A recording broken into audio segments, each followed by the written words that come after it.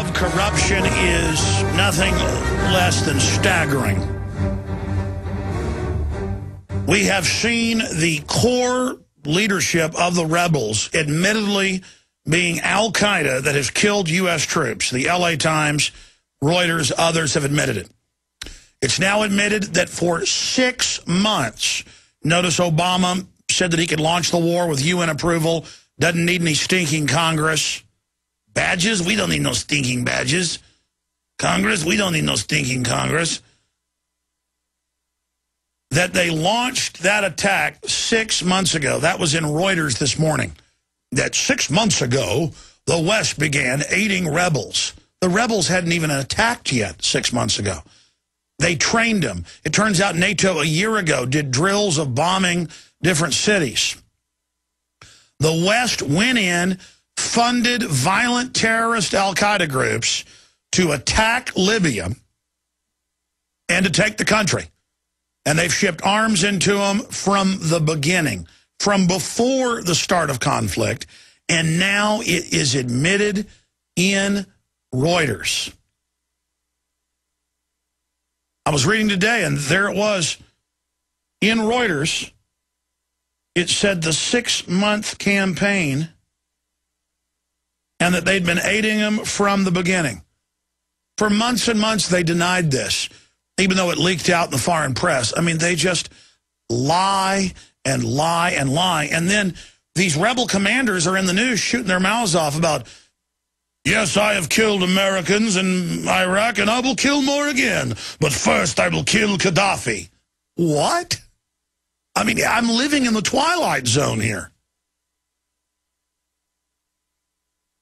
And so Qaddafi, 42 years in power, is now saying that he's going to fight on till the end. He will either die as a martyr or be victorious against the dogs and devils, to quote him, that have taken over, quote, his country. And the issue is he was clearly a benevolent dictator. I don't like dictators. I don't like centralized systems. But every once in a while you get a guy who wants to build up the country and build up the continent. And most of the money actually was spent on the people. And the bureaucracy was very, very small. And the women got tuition to go to college. And everybody got thousands of dollars of stipend every year. And automobiles and houses and apartment buildings built everywhere. And the globalists looked at that and they said, this ain't happening. Especially when Qaddafi went to the rest of Africa and said, let's make our own currency. Let's create our own credit-backed currency, really the American system. And the bankers said, And Qaddafi even tried to invest with the globalists. He tried to make deals with them 7 years ago. And they went in and hired al-Qaeda to attack, called them rebels, called them protesters, and have now taken Tripoli. And Qaddafi's hiding in his underground labyrinths that he's built in 40-plus years of knowing that this time was coming. And the civil war is now beginning. And he's called on the different tribes that are loyal to him to fight incessantly. And if you study the fascists when they went into Libya, out of Italy under the leader of Italy at the time, the dictator Benito Mussolini, El Duce, or whatever you call him, they fought him for a decade. And if you look at the monarch, the British installed, constant fighting. So you were told this was being done for humanitarian reasons. That country is now going to descend back into the sand from which it came. And good old boys seem to think that if they get ahead by going, glass parking lot them, glass parking lot them, they're just people like us that want a future. And this does not send a very good message to the world that Qaddafi tried to, quote, work with the West and got double-crossed. And now they're going to put Sharia law in. That was reported yesterday. So the women that thought they were going to run around and drive cars and be doctors, you are going home, and you're going to put a bag over your head. And that's the end of that.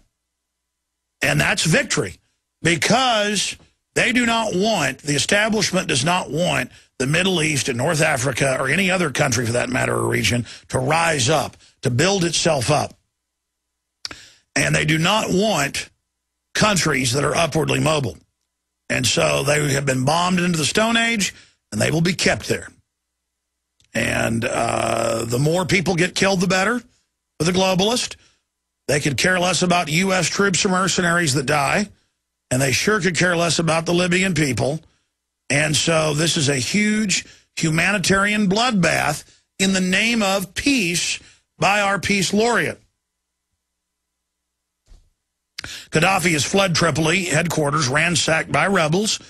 That is confirmed that they've taken over one of his bases and are now in tunnel battles all under the country trying to find out where Qaddafi is. And Qaddafi is, you can say whatever you want about him, he is a fighter.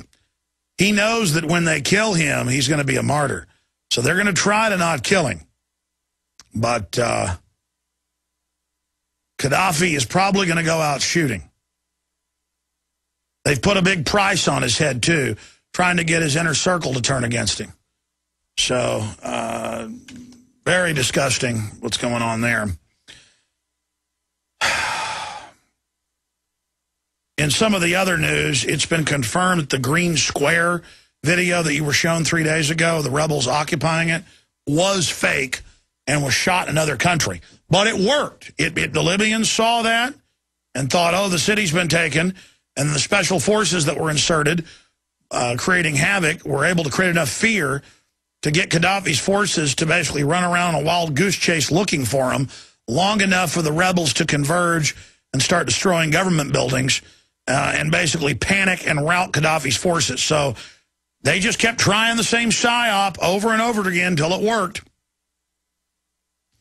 Now, here's the big issue of the day, and I really should have opened the show with this.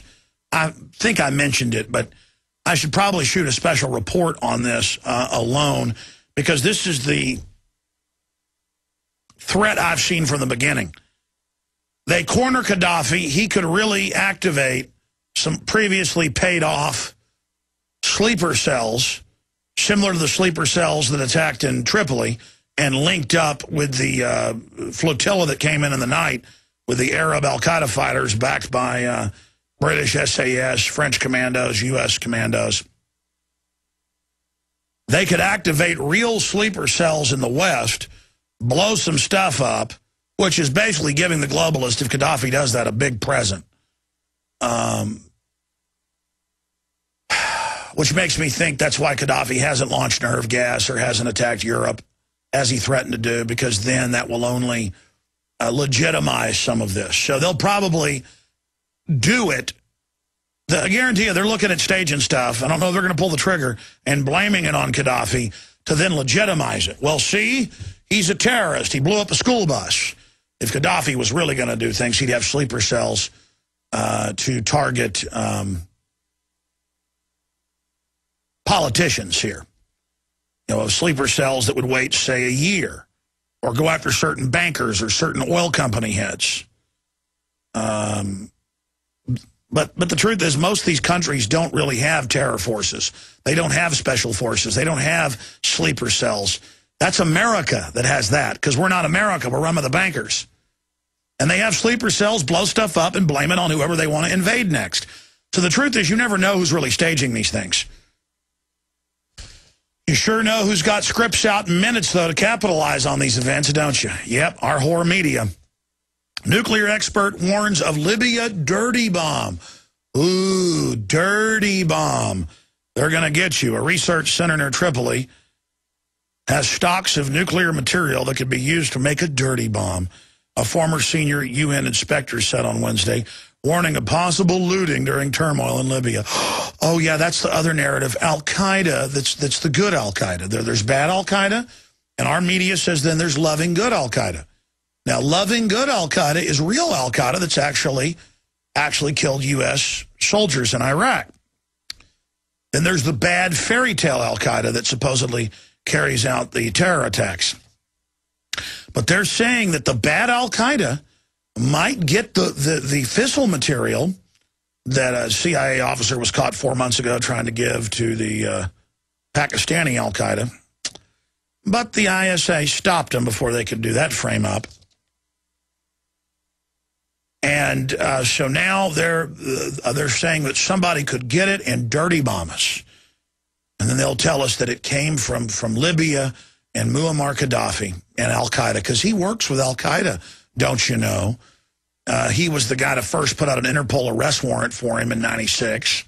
And then they tried to have al-Qaeda assassinate him. That's all confirmed. But see, he's al-Qaeda. That's why al-Qaeda just took over the country, because they're fighting who they work for, Muammar Qaddafi, because the television said so. Seeking to mend ties with the West, Libyans Muammar Qaddafi agreed in 2003 to abandon efforts to acquire nuclear, chemical, and biological weapons, a move that brought him in from the cold and helped end decades of Libyan isolation. And the setup, you know, Qaddafi really sold out to the globalists. Before, he kept most of the wealth and gave it to the population and kept some for himself. In the last 8 years, he did start giving it to the bankers. And you see how they repaid him. Just like they're going to repay all you U.S. military people by taking your pension funds. Same thing for you mercenaries. But hey. So they're now saying, al-Qaeda, Libya, you're going to get us. But we're like, but al-Qaeda is the group you brought in. Well, still.